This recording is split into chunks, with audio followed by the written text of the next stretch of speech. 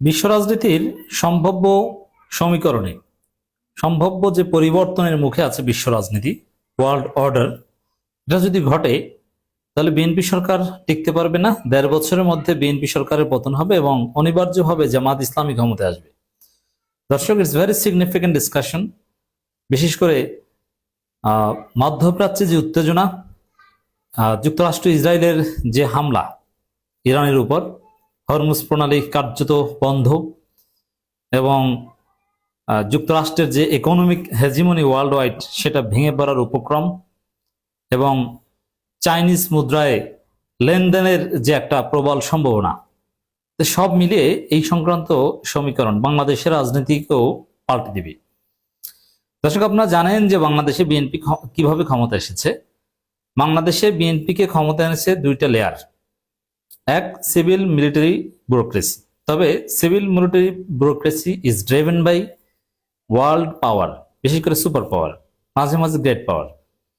এর মানে বাংলাদেশের সিভিল মিলিটারি ব্যুরোক্রেসি যুক্তরাষ্ট্র বা আমেরিকার মাধ্যমে কাজ করেছে এবং তাদের কথায় বিএনপিকে ক্ষমতা এনে দিয়েছে, যার ফল আমরা দেখছি ডক্টর খলিলুর রহমান পররাষ্ট্রমন্ত্রী। হ্যাঁ, ইটস রিয়ালিটি। অতীতে এটা হয়েছে। জামাত যেটা জানে না তা না, জেনেও তাদেরকে মানতে হয়েছে। জামাত চেষ্টা করেছে, জামাতের লাইন একটু ভিন্ন ছিল। জামাত চীনের সাথে অতি ঘনিষ্ঠ হয়ে গিয়েছিল, চীন জামাতকে চুজ করেছিল, কিন্তু চীন আসলে দুর্বল খেলোয়াড়, শেষ মুহূর্তে পারে না। জামাত ব্যালেন্স করার চেষ্টা করেছিল, যুক্তরাষ্ট্রের সাথেও ভালো সম্পর্ক রেখেছিল, যুক্তরাষ্ট্র জামাতের হাত ধরতেও চেয়েছিল, কিন্তু ভারত শেষ পর্যন্ত যুক্তরাষ্ট্রের হাতে বিএনপিকে হাত লাগিয়ে দিয়েছে, যার ফলে জামাত আউট হয়ে গিয়েছে, বিএনপি ক্ষমতা এসেছে। এটা হচ্ছে সমীকরণ। এতে কোনো সন্দেহ সংশয় নেই যে বাংলাদেশে বিএনপি ক্ষমতা এসেছে সিভিল মিলিটারি ব্যুরোক্রেসি এবং যুক্তরাষ্ট্রের সহায়তায়, একটা নেক্সাস। এই জায়গায় যেহেতু ইরান ওয়ার যুক্তরাষ্ট্রের জন্য একটা চ্যালেঞ্জ হয়ে দাঁড়িয়েছে, ট্রাম্পের হাত পা কাঁপাকাঁপি শুরু হয়ে গেছে, তার ফলে সত্যিকার অর্থেই যেটা দীর্ঘদিনের প্রত্যাশা এবং এটা একটা রিয়ালিটি যে সুপার পাওয়ার একটা দেশ বেশি দিন থাকতে পারে না। 50 বছর, 60 বছর, 75 ইয়ার্স একটা সাইকেল থাকে।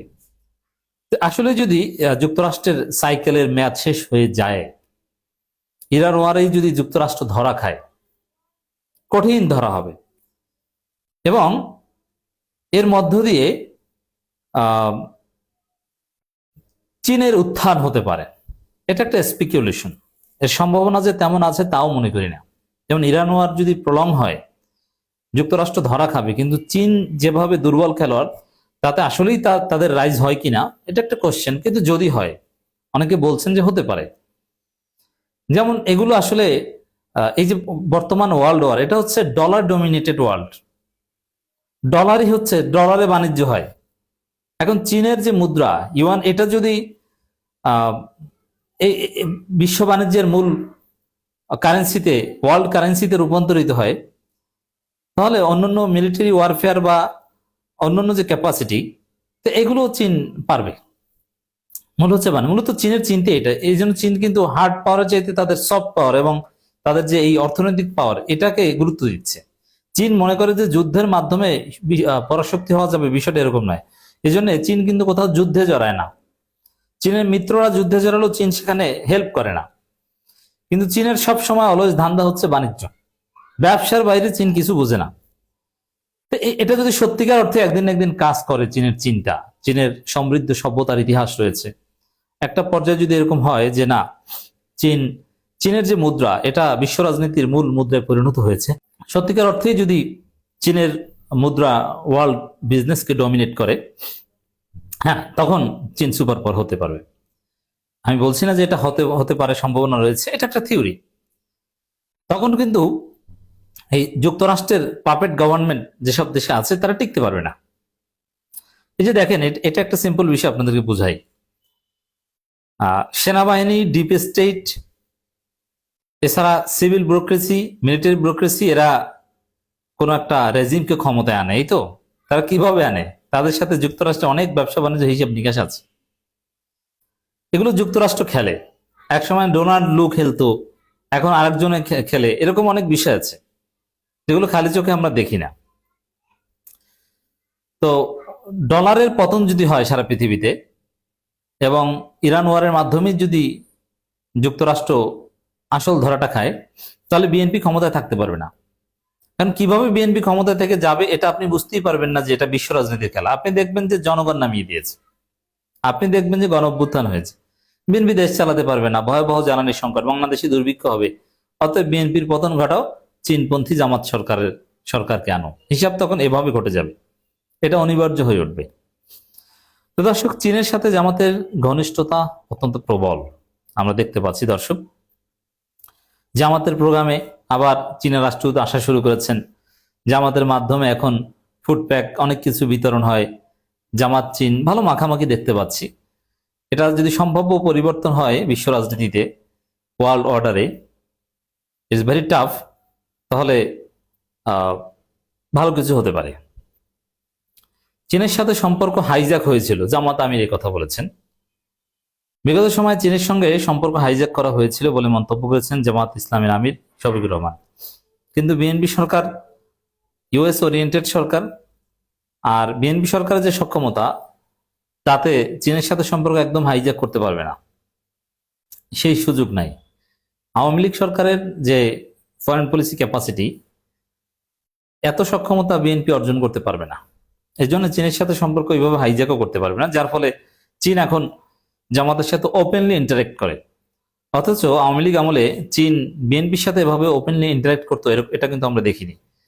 আমিরে জামাত চীন সফর করে এসেছেন, তারেক রহমানকে দাওয়াত দেওয়া হয়েছে, তিনি কিন্তু যাননি।